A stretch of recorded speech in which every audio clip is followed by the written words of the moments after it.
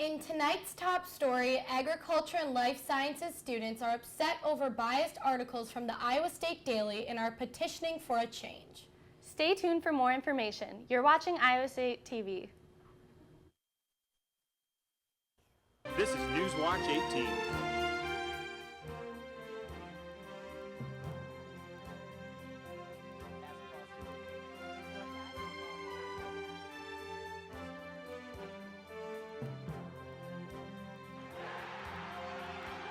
Newswatch 18 starts now. Good afternoon and welcome to ISUtv. I'm Eveline Meidt.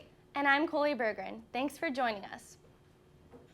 Former Iowa State Director of Center for Agriculture Law and Taxation was caught red-handed pocketing more than $300,000 in private banking accounts.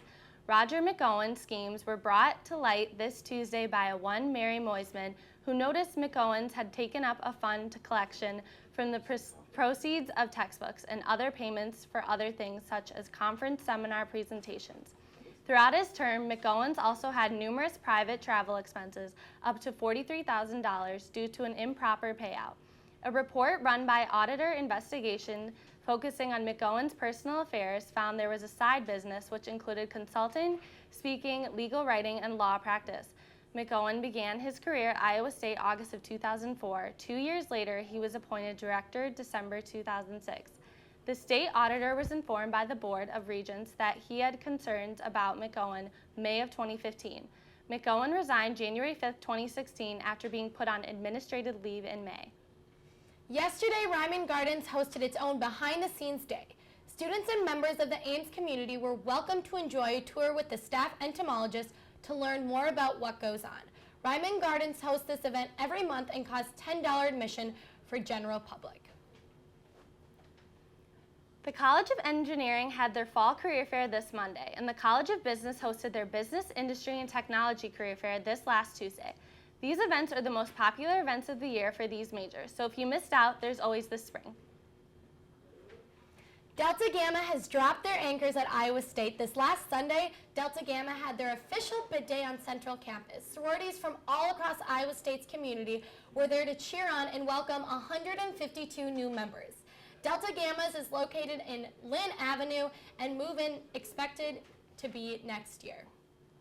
This past Saturday, a protest broke loose that involved over 200 people due to the Iowa pipeline. According to Associated Press, 44 people were ticketed and one person jailed for the protest in regards to stop construction for an oil pipeline spanning across 4 states. This project cost a whopping $3.8 billion. People who were ticketed for trespassing through the work environment, but later released. Meanwhile, a much bigger protest was taking place in North Dakota over the pipeline, which would lead all the way to Illinois. After the break, we will have more national news. Don't go anywhere. You're watching ISUtv. Mother and daughter that run a daycare in Pleasant Hill, Iowa are facing neglect and child endangerment charges after a 9-month-old girl was left unsupervised in a crib for an extended period of time and received multiple bites throughout her entire body. Police reported the bites were from another child and needed medical attention. The women were arrested yesterday and were being held in the Polk County Jail on a $15,000 bond. Both women have since bonded out. The stress of wedding planning can be rough, but a woman from Pennsylvania truly changed the game of wedding pictures, making it pawsome. With that, her pictures soon became the nation's heartthrob. Sarah Crane, a worker at the Pity's Love Peace Rescue, decided to recreate the idea of wedding pictures with her friends, furry and all. Opposed to the traditional flowers, Crane decided to use shelter puppies. Not only did they make the shoot more fun, but added some stress relief with their playful personalities. Crane hopes to find these 6 puppies involved a home that will last a lifetime. Once again, ex-Congressman Anthony Weiner is under investigation by federal prosecutors in Manhattan. Weiner, the estranged husband of Hillary Clinton aide Humana Biden, is being investigated for alleged sex to a 15-year-old girl that allegedly included pornographic videos, requests for nudity, and more disturbing acts. The investigation includes a subpoena for Weiner's cell phone records as well as witness and victim statements about Weiner's actions. On Wednesday, Weiner gave a statement to NBC News where he admitted to terrible judgment, but claimed he was a victim of a hoax this time around. The McMinn County Sheriff's Office in Athens, Tennessee is reporting 3 casualties in a shooting that happened earlier today.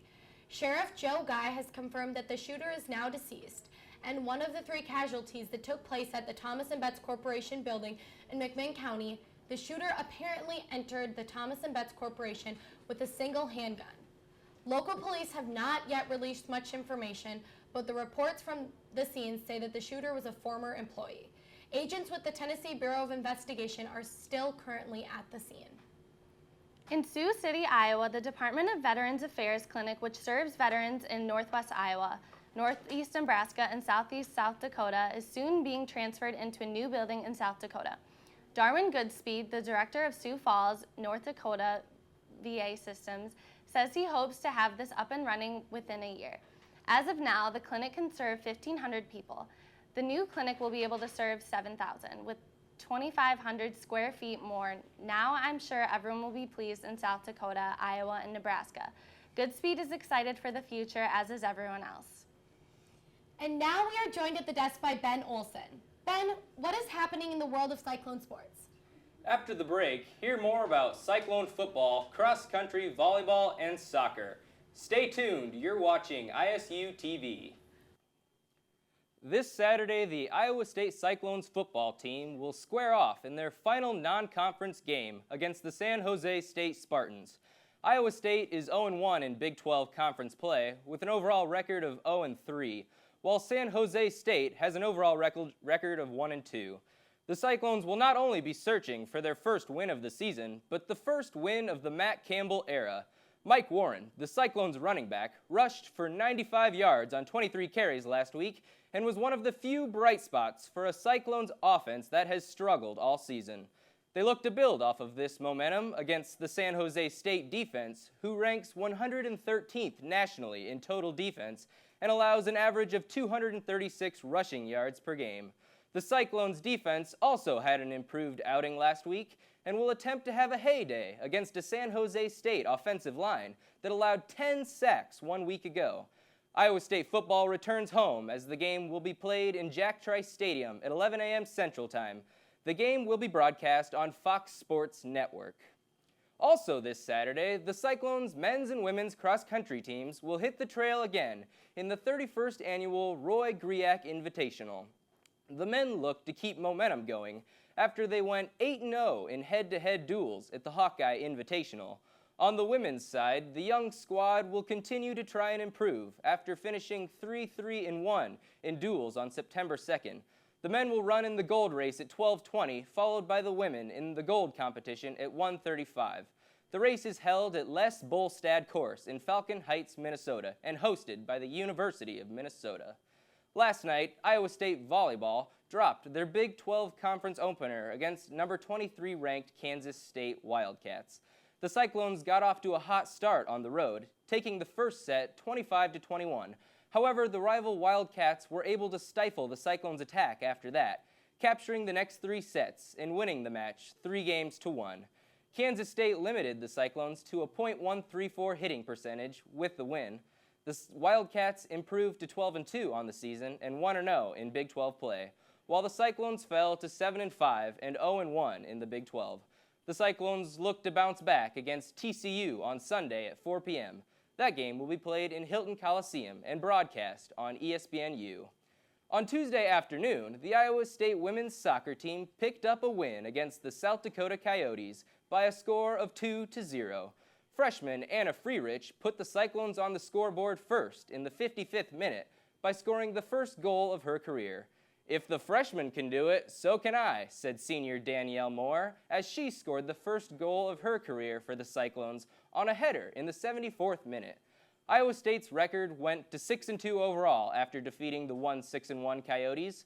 The Cyclones' next game is tomorrow at 7 p.m. at Oklahoma State. That's all I have for your Cyclone sports. Stay tuned after the break for weather. You're watching ISUtv.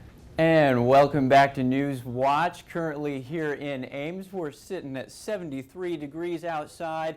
Underneath a rain shower out there right now. You can see a bit of a gusty wind from that shower from the east-northeast at 17 right now, and the dew point at 73, so it's pretty moist out there. Our current temperatures at this hour. Still pretty warm, like I said, 73 in Ames, 83 down in Des Moines. Off to the north and east, we're a little bit cooler, 68 in Waterloo. That's due to this rainfall that's sliding off to the southeast across much of northeastern Iowa, and then just a few showers that are starting to fire up in the middle part of the state at this hour. And as we head through this evening, those are going to continue. You can see Futurecast painting those in. They're going to slide along this kind of messy stationary boundary that we've got across the upper Midwest right now. Those will move on out, and then as we get into Friday, you can see we're going to see a little bit more clearing as that boundary moves off to the north a little bit, giving us a little bit more dry time as we head into tomorrow and a little bit into Saturday before some more rain returns through the weekend.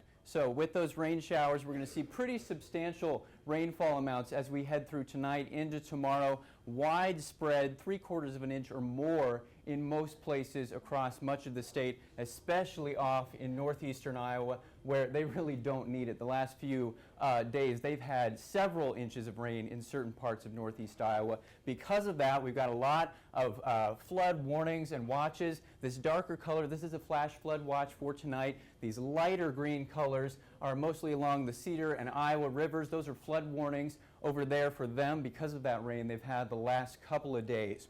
So lows tonight are going to stay pretty warm, mid to upper 60s across the area, 66 in Marshalltown, 68 in Des Moines, with those rain showers keeping us pretty moist and hot through the overnight hours. So 67 for a low tonight in Ames, scattered showers, otherwise mostly cloudy once those move out. As we work our way into tomorrow, you thought it was hot today, it's going to be pretty hot tomorrow too.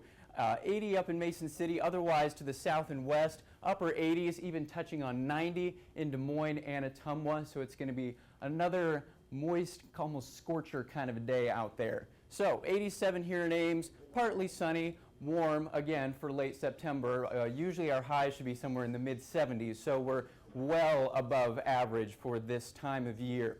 As we move into your weekend though, you can see better on Friday though. Tomorrow is going to be nice and dry. Saturday and Sunday we have chances for rain, but as we move into next week, starts to cool off into more of a fall-like pattern. So stay with us. We'll have more of Newswatch after the break. It's the first day of fall, which means winter is coming, and with that, the potential for being snowed in. At least, unlike 5 meteorologists on a remote island, we won't be kept indoors by a pack of polar bears. The meteorologists have been stuck inside their weather station located about 2,500 miles away from Moscow for 2 weeks. They are not in immediate danger, but they have run out of flares used to scare the bears away. Russian agencies report that some of the bears sleep by the windows of the station.